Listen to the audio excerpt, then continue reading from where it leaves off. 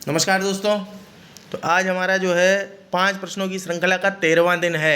65 question आज हम लोग पूरे करने आ गए हैं।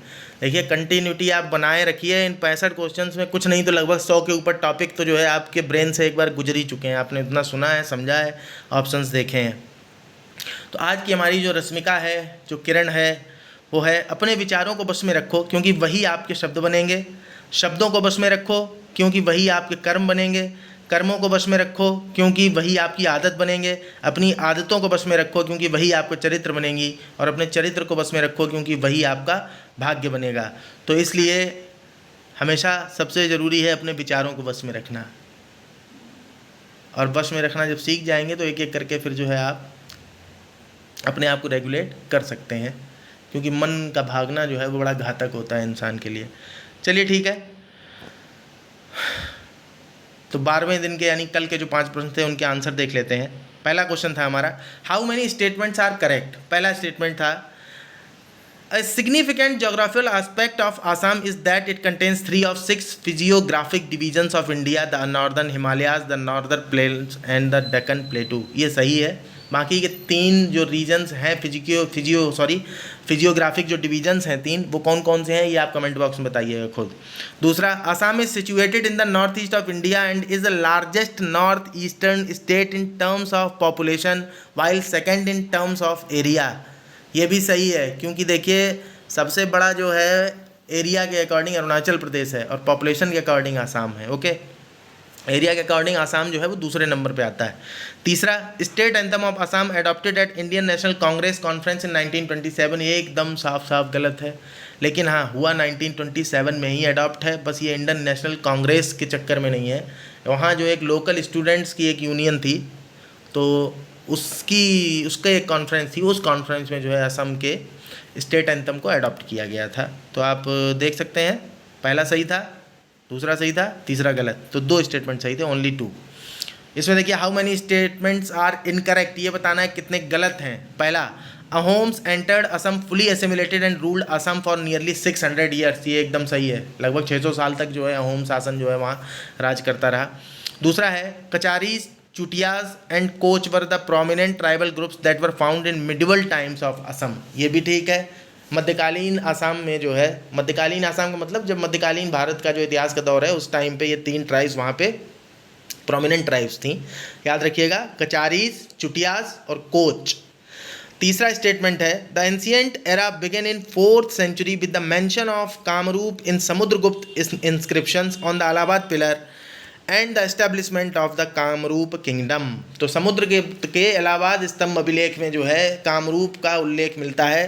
तो यहाँ हम आपको बता दें कि कामरूप और दावका इस नाम से जो है उल्लेख मिलता है असम के साम्राज्य का, और ये सही है 3।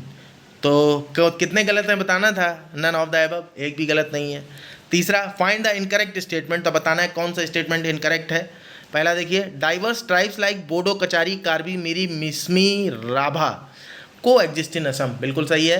देखिए याद रखिएगा, बोडो, कचारी, कार्बी, मीरी, मिसमी, राभा, इतनी तो यहाँ ट्राइब्स हैं ही। ये ऊपर भी देखिए चुटिया भी थी, कोच भी थी। चुटिया और कोच यहाँ नहीं लिखे हुए हैं। B, the Vaishnavas in Assam do not believe in idol worshipping and perform Naam Kirtan where the glory of lord Vishnu is recited. तो ये ध्यान रखिएगा कि ये है जरूर वैष्णव, लेकिन मूर्ति पूजा में विश्वास नहीं रखते थे। ये बात सही है, इसको गलत मत मान लीजिएगा। अपने को इनकरेक्ट स्टेटमेंट देखना है। ये जो है आइडल वर्शिंग में, मूर्ति पूजा में विश्वास नहीं करते थे, ये ध्यान रखिएगा, इसीलिए नाम कीर्तन करते थे। See, Bhortal is not a folk dance of Assam.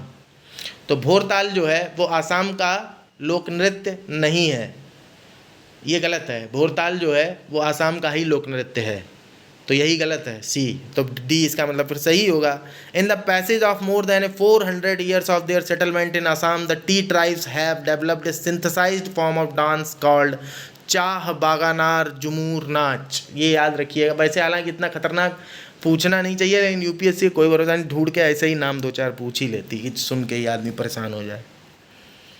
चौथा स्टेटमेंट, चौथा क्वेश्चन, कौन कौन सी चीज़ें जो है आसामीज कल्चर से जुड़ी हुई हैं, तो यहाँ क्या ज़्यादा डिस्कशन है, 6 की 6 जो है जुड़ी हुई हैं। ऐसे गमछा जो है ये आपको पता ही होगा, जापी टोपी ये भी काफ़ी फेमस है, तमुल पान ये भी काफ़ी फेमस है, ये जोराई, केशाजून और लोका पारो, इसमें कन्फ्यूजन हो सकता था किसी को, तो ये तीनों भी वहीं के कल्चर रिलेटेड हैं। क्या क्या है ये आप एक बार देख लीजिए खुद ही, वरना वीडियो लंबा हो जाता है फिर उसके बाद पांचवा, फाइंड द इनकरेक्ट स्टेटमेंट, गलत स्टेटमेंट पकड़ना है। तो पहला स्टेटमेंट ये जो भी लिखा हुआ है ये सारी चीज़ें वहाँ मिलती हैं, सही है। B, earthquake has been never reported in Assam, यही गलत है, अर्थक्वेक जो है आसाम में आता है और आया भी है, तो बी गलत है। उसके बाद सी आप समझ रहे होंगे कि जो प्रोमिनेंट पेट्रोलियम रिजर्व्स हैं नॉर्दर्न साइड में ही हैं आसाम के, सही है। और डी, मेखला चादर जो है वहाँ का इंडिजिनस ट्रेडिशनल ड्रेस ही है जो कि वहाँ की औरतें पहनती हैं। तो इस तरीके से हमारे जो है प्रश्न कल के समाप्त होते हैं। अब हम लोग आज के 5 प्रश्न देखते हैं कि आज के हमारे 5 प्रश्न जो हैं वो क्या हैं। तो आज का पहला प्रश्न है 13वें दिन का, इसमें आपको इनकरेक्ट स्टेटमेंट बताना है कौन कौन है, 3 दे रखे हैं। India become a full SCO member in 2017 and in the same year joint quad. दूसरा, SCO holds 1/5 of global GDP and 1/3 of global trade. और तीसरा, SCO holds 44% of global oil reserves and 1/5 of global natural gas reserves. तो आपको बताना है इसमें से कौन कौन सही है। दूसरा है कौन कौन गलत है ये बताना, देख लीजिएगा ऊपर। दूसरा, which one derives the nearest definition of creative economy, कि क्रिएटिव इकोनॉमी की नियरेस्ट डेफिनेशन क्या होगी इन चारों में से। A, digital platforms and tech enabled tech economy. B, economy developed through emerging and critical technology. C, economy developed through the spiritual, material, cultural and emotional aspects of human life. D, none of the above. तीसरा question है, find the incorrect statement, क्या incorrect बताना है आपको। Nodal body for Nalanda university is ministry of external affairs, incorrect बताना है, ध्यान रखिए गलत कौन सा है। तो नालंदा यूनिवर्सिटी के लिए नोडल बॉडी जो है विदेश मंत्रालय है। बी, महाराष्ट्र जो है वो 6 यूनेस्को वर्ल्ड हेरिटेज साइट्स का घर है, मतलब वहाँ 6 हैं। सी, न्यूमरस लेट हड़प्पन और chalcolithic sites belonging to the Ahar culture have been discovered through the state. और D, none of the above. चौथा क्वेश्चन है आपका आज का, how many statements are correct, आपको बताना है इसमें से कितने स्टेटमेंट सही हैं, कितने, क्या वो ऑप्शन, वो क्या क्वेश्चन गलत हो गया थोड़ा सा, मतलब कुल मिला के 2 ही स्टेटमेंट ही हैं। तो पहला स्टेटमेंट है, inter state migrant workman act 1979, ये कल के द हिंदू में जो है आया था, इस पर भी डिस्कस करना है वीडियो बनाने के लिए। क्या कुछ पॉइंट्स जब हमारे पास हो जाएंगे तो अभी हम जो है उसको डिस्कस कर देंगे सारा। Inter state migrant workman act 1979 allows migrant workers to work without registration maximum for 90 days from the day of arrival at the site. दूसरा, cyclonic conditions related to Bay of Bengal can't affect the monsoon of Kerala।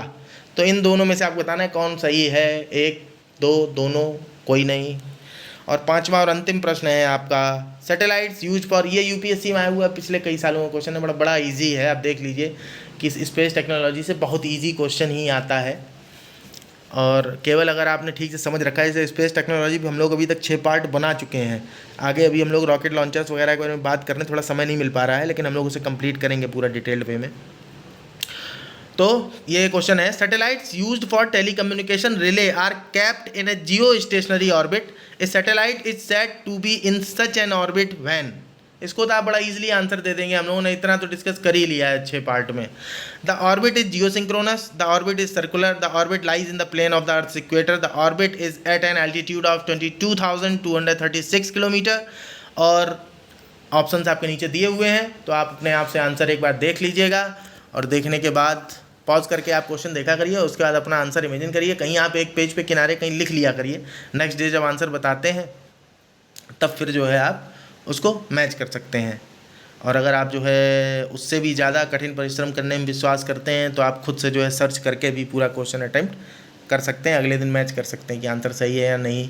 या in case कभी हमसे भी mistake हो जाती है बोलने में, तो कभी अगर ऐसी कोई मिस्टेक पकड़ में आती है तो आप उसको जो है कमेंट बॉक्स में हमें बता भी सकते हैं, क्योंकि भाई हमारा आपका तो जो है कोऑपरेशन एंगेजमेंट है, कुछ हम आपके लिए कर रहे हैं, कुछ आप हमारे लिए करिए। चलिए ठीक है, तो अगर आपको ये वीडियो अच्छा लगता हो तो आप जो है अपने दोस्तों को भी रिकमेंड कर सकते हैं कि वो जो है 5 क्वेश्चन की सीरीज़ को फॉलो करें और धीरे धीरे करें। 365 दिन में हम लोग बहुत सारे क्वेश्चन कर लेंगे, ध्यान रखिएगा।